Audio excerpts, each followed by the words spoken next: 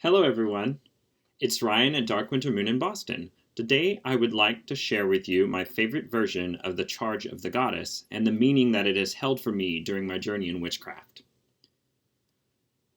These are the words of the Goddess. Whenever ye have need of anything, and once in a month, and better it be when the moon is full, then shall ye assemble in a magical place, and adore the spirit of me who am queen of all witches. There shall ye assemble, ye who are fain to learn all witchery, yet have not won its deepest secrets. To these will be thought and taught things that are yet unknown. Ye shall be free from bondage. Ye shall dance, sing, feast, make music, and love all in my praise.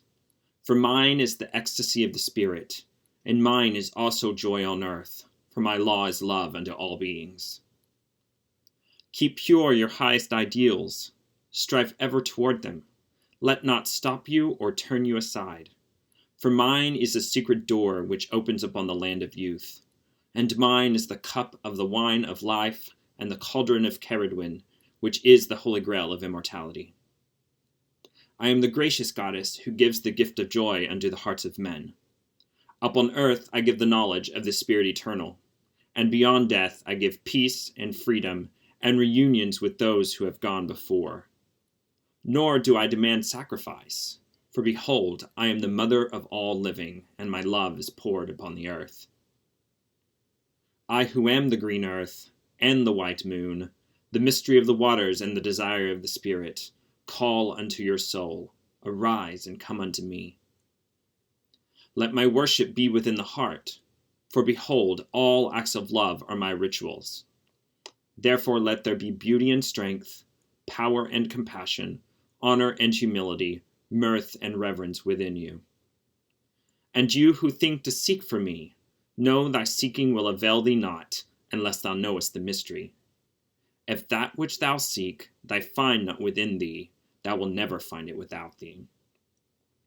For behold, I have been with ye from the beginning, and I am that which is attained at the end of desire. So speaks the goddess. The Charge of the Goddess, in particular the version that I have just shared with you, has been foundational to my journey in witchcraft and as a pagan.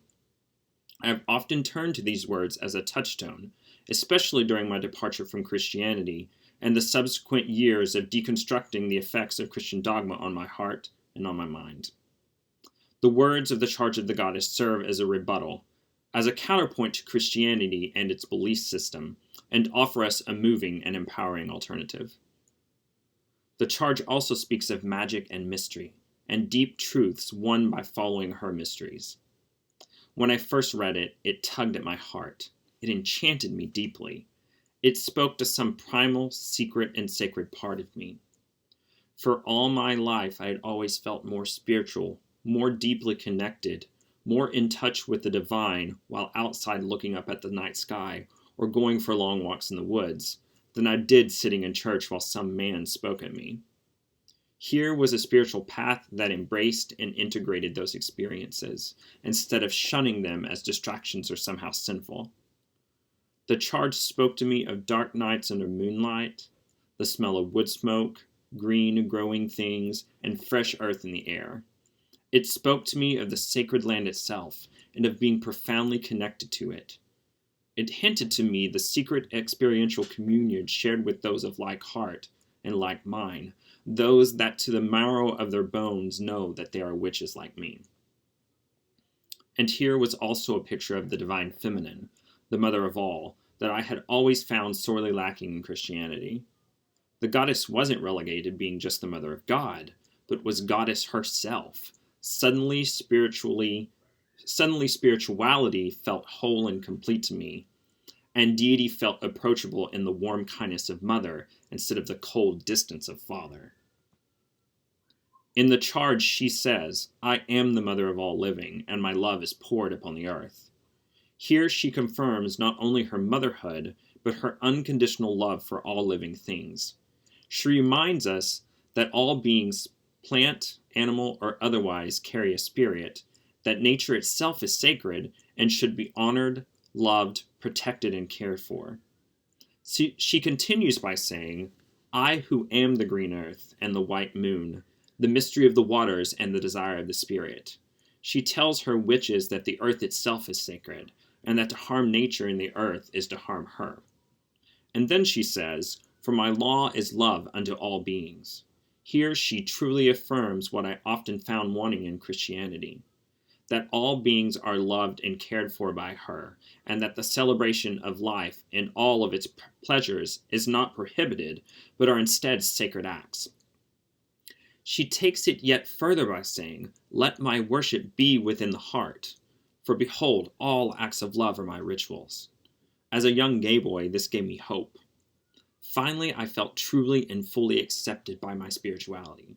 I no longer felt judged by my deity, but instead embraced. I never felt this sense of welcome and acceptance in Christianity. I felt judged and persecuted.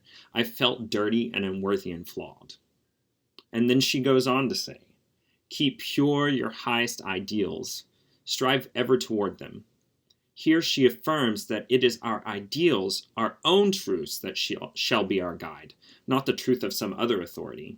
She implores us to trust ourselves. For doing so, we will lead us to the secret door which opens up on the land of youth, and the Cauldron of Cerridwen, which in legend was the fount of wisdom. Instead of propaganda, we are offered knowledge. In witchcraft, instead of depending on some external authority, we are promised guidance and a blueprint for attaining deep wisdom and for crafting ourselves as wise ones, as witches.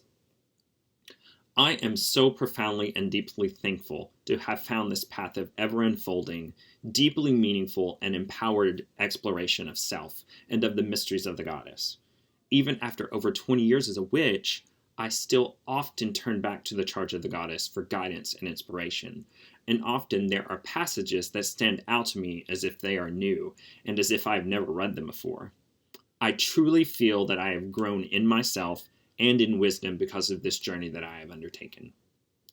The charge of the goddess provides all true seekers an open, welcoming outline for a deeply moving and empowering spiritual path of self-discovery and self-development. It offers a counterpoint to the patriarchal, overbearing dogma of many of the world's religions, and instead offers a balanced way that includes the divine feminine instead of sidelighting her. It promises us a path of magic, mystery, endless wonder, and deep and sacred truths beyond words, beyond definition. I truly hope that this journey into the charge of the goddess has given you a glance into the deep mysteries that witchcraft and walking with the goddess can offer you. It has been my pleasure to share my thoughts and feelings with you, and I hope that the charge of the goddess has moved you as much as it has me and continues to move me. So mote it be. And if you enjoyed this video, please like, subscribe, comment, and ring the bell so that you can be notified when I upload the next one. And until the next time, blessed be.